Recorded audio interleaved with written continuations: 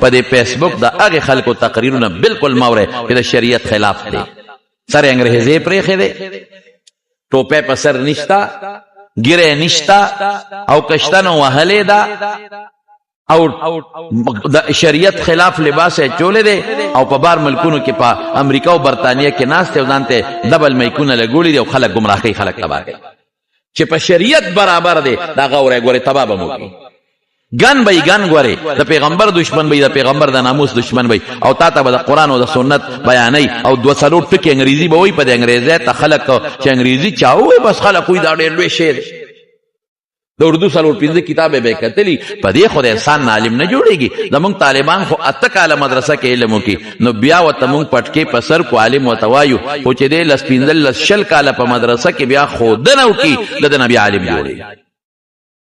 او تاسو ګره د اسرائیل د ظالما او یادی ماشين کړي دا او ناشته او په دین اعتراضونه کوي د قران او سنت ځان ته د اردو تفسیر مخې ته خو د اردو د کتلې د وسلو پنځه ټکی د انګریزي وي ټول دنیا د متاثره ده تخبل علماء او بیانونه اوري